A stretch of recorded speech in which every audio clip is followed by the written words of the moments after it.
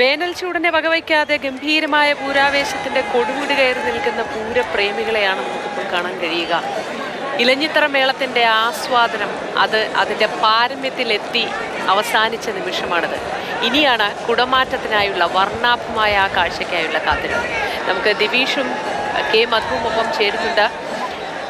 മധു, ഈ പൂരപ്പറമ്പിലെ ആവേശം, പൂരപ്പറമ്പിലെ തിരക്ക് എന്നൊക്കെ പറയുമ്പോൾ നമ്മളെപ്പോഴും വർണ്ണിക്കുന്നതാണ് പൂഴിമണ്ണ് വാരിയിട്ടാൽ നിലത്തെത്താത്ത അത്ര തിരക്ക് എന്ന്. ഇത് അതുക്കും മേലെ എന്ന് പറയേണ്ടി വരും അല്ലേ?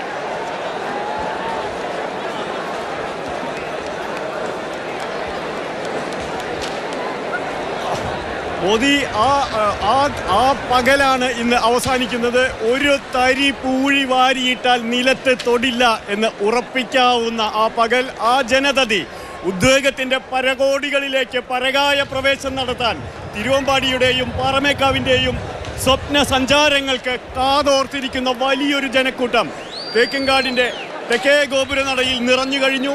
ഇവിടെ നിന്ന് അല്പസമയത്തിനകം പാറമേക്കാവിൻ്റെ ഏറ്റവും വലിയ ശബ്ദമേളത്തിൻ്റെ, ഏറ്റവും വലിയ വാദ്യഘോഷത്തിൻ്റെ, ഇലഞ്ഞിത്തറ മേളത്തിൻ്റെ വിസ്മയം കണ്ടിറങ്ങി പാറമേക്കാവ് ഇരട്ടച്ചിറത്തേവരുടെ അടുത്തേക്ക് പോകുന്നു. ഒറ്റാന ഇപ്പോൾ അപ്പുറത്ത് ശക്തം പോയി തിരിച്ചു വരുന്നതേ ഇപ്പോഴുള്ളൂ.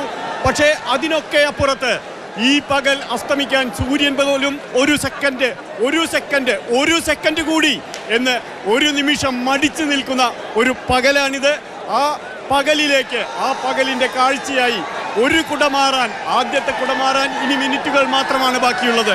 അതോടെ ഏറ്റവും വലിയ ആഘോഷത്തിന് നമുക്കറിയാം, ശക്തൻ തമ്പുരാൻ ഇത് തുടങ്ങുമ്പോൾ ഇത്തരത്തിലുള്ള ഒരു മത്സരം അദ്ദേഹം ഒരിക്കലും സങ്കല്പിച്ചിട്ടില്ല. അത് ഇരുകൂട്ടർക്കും തുല്യാവസരം, പാണ്ഡ്യയാണെങ്കിലും പഞ്ചവാദ്യമാണെങ്കിലും തിരുവമ്പാടിക്കും പാറമേക്കാവിനും തുല്യാവസരം, തുല്യ ആനകൾ, ആ വിധത്തിലായിരുന്നു.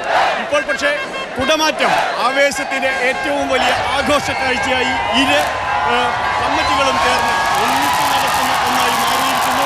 ആ ജനസഞ്ചയത്തിന്റെ ആരവങ്ങളാണ് കേൾക്കുന്നത്. ഒരിക്കൽ കൂടി, പണ്ട് മുംബൈയിൽ നിന്നായിരുന്നു ഇതിന്റെ തുണികൾ കൊണ്ടുവന്നിരുന്നത്, കുടശീല കൊണ്ടുവന്നിരുന്നത്. അത് പിന്നീട് ഇടക്കാലത്ത് വിദേശങ്ങളിൽ നിന്നായി വീണ്ടും ഇപ്പോൾ മുംബൈയിൽ നിന്നെത്തിക്കുന്നു. കുടയുടെ ഒരുപാട് വിശേഷങ്ങളുണ്ട്. ദിവിഷൻ ഇപ്പോൾ കാണുന്ന ഈ ജനസഞ്ചയത്തിന്റെ ഈ ആരവങ്ങൾ ദിവിഷൻ ഉയർത്തുന്ന ത്രസിപ്പ് എത്രത്തോളം? അതേട്ടാ, ഏറ്റവും ആവേശകരമായ നിമിഷം ഇന്ന് രാവിലെ മുതൽ നമ്മൾ കാണുന്ന തൃശ്ശൂർ പൂരത്തിലേക്ക് കേരളത്തിൻ്റെ അങ്ങോളം ഇങ്ങോളമുള്ള ആളുകൾ, കേരളത്തിന് പുറത്തുനിന്നുള്ള മലയാളികൾ, മറ്റ് സംസ്ഥാനക്കാരൊക്കെ ഇത്ര ആവേശത്തോടെ എത്തുന്നത് ഇവിടെ അവർക്ക് സമ്മാനിക്കപ്പെടുന്ന അതിമനോഹരമായ, ഒരിക്കലും താരതമ്യത്തിന് ഇടം നൽകാത്തത്ര വിപുലമായ ബൃഹത്തായ കാഴ്ചകളാണ്. ആ കാഴ്ചകൾ കാണാനാണ് എല്ലാവരും ഒത്തുകൂടിയിരിക്കുന്നത്. നേരത്തെ നമ്മൾ തത്സമയം പോകുമ്പോൾ ലിഷോയ് പറഞ്ഞൊരു ടെൻഷൻ ഉണ്ടായിരുന്നു. മഴമേഘങ്ങൾ മൂടുന്നുണ്ട്, കുടമാറ്റത്തിൻ്റെ അടുത്തുനിന്ന് മഴ പെയ്യുമോ എന്ന ആശങ്ക. പക്ഷെ അതൊക്കെ മാറി വീണ്ടും നല്ല തെളിഞ്ഞ കാലാവസ്ഥയാണ്. ഇനി കുടമാറ്റം കഴിഞ്ഞ് ഒന്ന് ചാറിയാലും തൃശ്ശൂരുകാർക്ക് കുഴപ്പമില്ല, കാരണം വെടിക്കെട്ടിന് മുമ്പ് ഒന്ന് തണുപ്പിച്ചു പോകുന്നത് നല്ലതെന്ന് പറയും. അതേട്ടാ, തീർച്ചയായിട്ടും ഈ കുടമാറ്റത്തിനൊപ്പം തന്നെ ആനപ്പുറത്ത് ആലവട്ടവും വെഞ്ചാമരവുമുണ്ട്.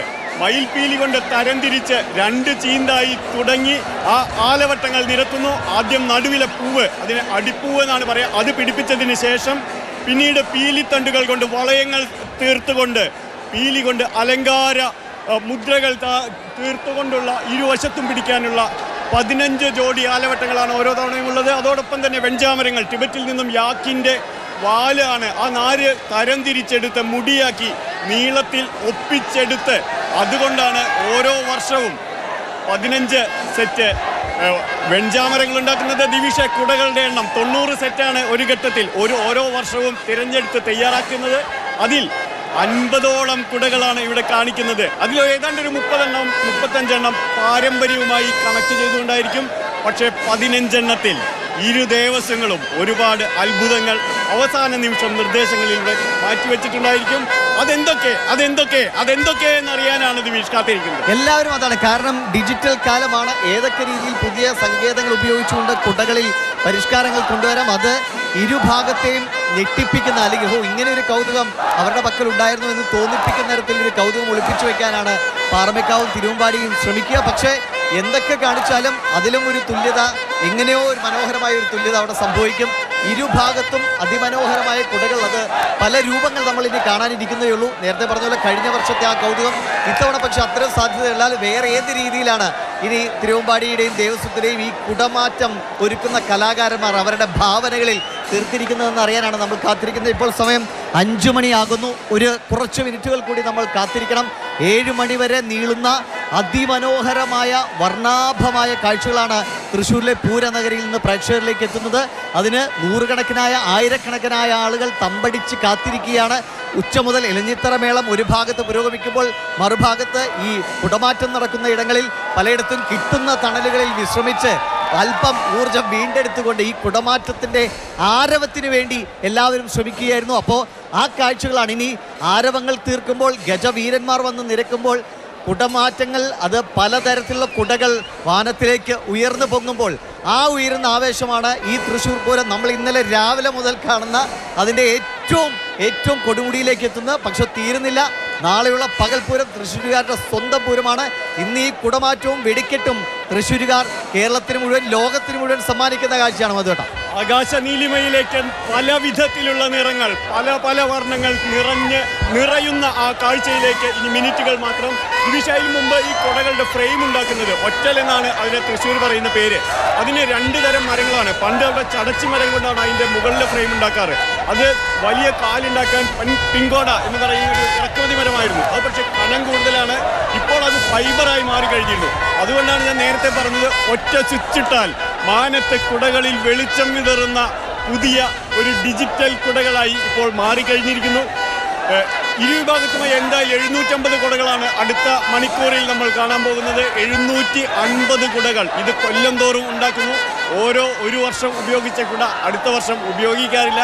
അങ്ങനെ ഓരോ കുടകളിലും പാറമേക്കാവ് ഇപ്രാവശ്യം ഒരു കാര്യം പറഞ്ഞിട്ടുണ്ട് ദിവിഷേ, ഇത്തവണ ബൈന്ദൂരിൽ നിന്ന് കൊണ്ടുവരുന്ന രാമച്ചത്തിന്റെ കുടകളായിരിക്കും എന്ന് പാറമേക്കാവ് മുൻകൂട്ടി പറഞ്ഞിരുന്നു. അത് എന്ത് രീതിയിലായിരിക്കും? കഥകളി രൂപമായിരിക്കും എന്നും അവർ പറഞ്ഞിട്ടുണ്ട്. കഥകളിയുടെ രൂപം കൊത്തി രാമച്ചം കൊണ്ടുണ്ടാക്കിയ കുടകൾ ഇത്തവണയുണ്ട് എന്ന് പറഞ്ഞിട്ടുണ്ട്. പക്ഷെ അതിനൊക്കെ അപ്പുറത്ത് അതൊന്നും ഒരു ട്രേഡ് സീക്രട്ട് അല്ല. ആ ട്രേഡ് സീക്രട്ടുകൾ മാറ്റിവെച്ചിട്ടുണ്ട്. അതൊരു 15 എണ്ണമായിരിക്കും അല്ലേ? അതൊരു 15 എണ്ണമുണ്ട്. 15x15 275 കുടകൾ. അതാണ് നമ്മൾ കാണാൻ കാത്തിരിക്കുന്ന, തൃശ്ശൂർക്കാർ കാണാൻ കാത്തിരിക്കുന്നത്. പക്ഷേ പരമ്പരാഗത കുടകൾ എന്ന് പറയുമ്പോൾ പോലും ആ കുടകളിൽ ഒരുപാട് വിസ്മയങ്ങളുണ്ട്. അതിൻ്റെ അലുക്കുകൾ കഷ്ടി 1 ഇഞ്ചായിരുന്നു മുമ്പ്, ഇപ്പോൾ അത് 4 ഇഞ്ചിന് അപ്പുറത്തേക്ക് പോകുന്നു. അതിൽ സായന്തന സൂര്യൻ്റെ രശ്മികൾ തട്ടിത്തിളങ്ങുമ്പോൾ അതുണ്ടാക്കുന്ന വലിയ ആ കാഴ്ചയുടെ ആ ഭംഗി, ആ ചന്തം, വർണ്ണാഭമായ കാഴ്ചയുടെ പൂരത്തിനായി ഇനി കാത്തിരിക്കുകയാണ്. മേളത്തിന്റെ പൂരം കഴിഞ്ഞു, ഇനി കാഴ്ചയുടെ നിറങ്ങളുടെ പൂരമാണ്. അതിലായുള്ള കാത്തിരിപ്പിൽ നമ്മൾ ഒരു ഇടവേള എടുക്കുന്നു. വേഗം തിരിച്ചു വരാം.